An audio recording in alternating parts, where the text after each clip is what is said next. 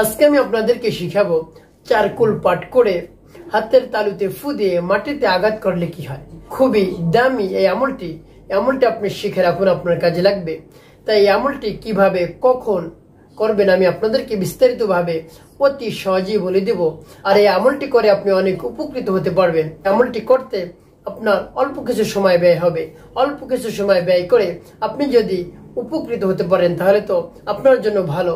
তাই আপনি বিস্তারিত জানার জন্য, আমলটি শিখে রাখার জন্য ভিডিওটি শেষ পর্যন্ত ধৈর্য এবং মনোযোগের সাথে দেখতে থাকুন। অবশ্যই আপনি উপকৃত হতে পারবেন। আর আমার চ্যানেলে যদি আপনি নতুন দর্শক হয়ে থাকেন তাহলে নিত্য নতুন ইসলামিক ভিডিও সবার আগে পেতে আমার চ্যানেলটি সাবস্ক্রাইব করে রাখুন।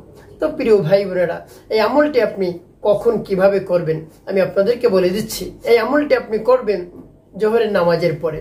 জোহরের নামাজ জামাতের সাথে আদায় করে তারপরে এই আমলটি করবেন। তো এই আমলটি করার ক্ষেত্রে আপনার কাছে কি রাখতে হবে? আপনি যে স্থানে বসে আমলটি করবেন সেই স্থান যদি মাটি থাকে তাহলে তো আপনাকে মাটি আনতে হবে না। যদি না থাকে তাহলে আপনার কাছে কিছু মাটি সংগ্রহ করতে হবে। ভালো ফ্রেশ একেবারে পবিত্র কিছু মাটি আপনার সামনে রাখবেন। তারপরে আপনি এই আমলটি করা শুরু করবেন।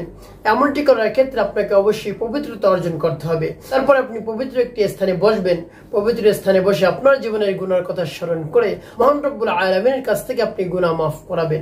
ইস্তিগফার পাঠ করবেন, আস্তাগফিরুল্লাহ আস্তাগফিরুল্লাহ আস্তাগফিরুল্লাহ। পূর্ণ ইস্তিগফারটি আপনি যদি পড়তে পারেন তাহলে তো ভালো। যেমন আস্তাগফিরুল্লাহ রাব্বি মিন কুল্লি যামবি ওয়া আতুবু ইলাইহি লা হাওলা ওয়া লা কুওয়াতা ইল্লা বিল্লাহিল আলিয়্যিল আযীম। তারপরে আপনি তিনবার দুরূদ শরীফ পাঠ করবেন, যেমন সাল্লাল্লাহু আলাইহি ওয়াসাল্লাম সাল্লাল্লাহু আলাইহি ওয়াসাল্লাম সাল্লাল্লাহু আলাইহি ওয়াসাল্লাম। এভাবে ইস্তিগফার এবং দুরূদ শরীফ যখন পাঠ করা হয়ে যাবে আপনি হাতের তালুতে ফু দিবেন না। তারপর আমার দেখার নিয়ম অনুযায়ী আপনি সূরাতুল কাফিরুন পাঠ করবেন, যেমন বিসমিল্লাহির রহমানির রহিম কুল ইয়া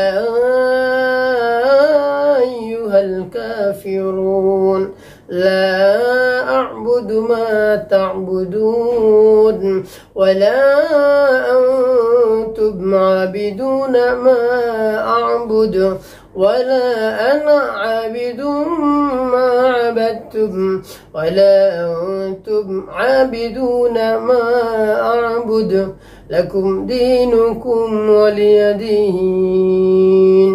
এভাবে যখন সূরাতুল কাফিরুন পাঠ করা হয়ে যাবে আপনি হাতের তালুতে একটু ফু দেবেন।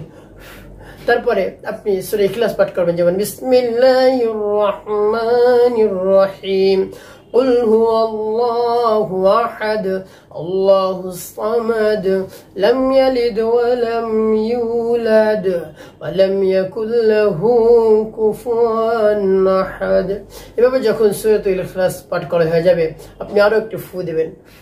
তারপরে আপনি সূরাতুল ফালাক পাঠ করবেন, যেমন বিসমিল্লাহির রহমানির রহিম قل أعوذ برب الفلق من شر ما خلق ومن شر غاسق إذا وقب ومن شر النفاثات في العقد ومن شر حاسد إذا حسد।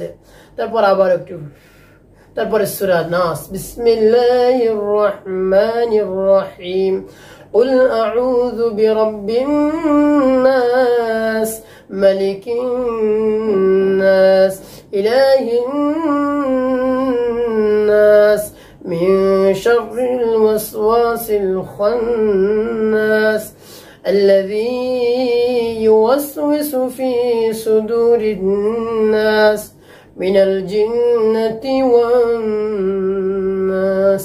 এভাবে যখন সূরা নাস পাঠ করা হয়ে যাবে আবার একটু ফু। তো প্রিয় ভাই বোন, এভাবে সূরা কাফিরুন, ইখলাস, ফালাক, নাস পাঠ করে ফু দেওয়া যখন হয়ে যাবে তারপরে আপনি কি করবেন? আপনি মাটির উপর জোরে এভাবে আঘাত করবেন। এভাবে কতবার আপনি করবেন? এভাবে তিনবার চারকুল পাঠ করে তিনবার হাতের তালুতে ফু দিয়ে এভাবে মাটির উপর আপনি আঘাত করবেন।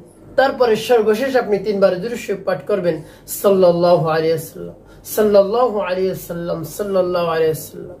তো এভাবে দুরূদ শরীফ পাঠ করার পর আপনার ফু দেওয়ার দরকার নেই। তো প্রিয় ভাই বোনেরা, এভাবে চারকুল পাঠ করে কেন আপনি মাটির উপর আঘাত করলেন আমি আপনাদেরকে বলে দিচ্ছি। তো এভাবে মাটির উপর আঘাত করলে যত দূর পর্যন্ত শব্দ যাবে তত দূর পর্যন্ত কোনো ধরনের শয়তান থাকতে পারবে না।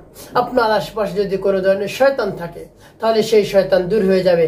মানুষ শয়তান, জিন শয়তান আপনার কোনো ধরনের ক্ষতি করতে পারবে না, একেবারে দূরে চলে যাবে, আপনার দ্বারে কাছেও আসতে পারবে না, আপনি একেবারে নিরাপদে থাকতে পারবেন ইনশাআল্লাহ। তাই আল্লাহ রাব্বুল আলামিনের উপর পূর্ণ বিশ্বাস রেখে, আস্থা রেখে, ভক্তি রেখে আমলটি করবেন, অবশ্যই আপনি উপকৃত হতে পারবেন।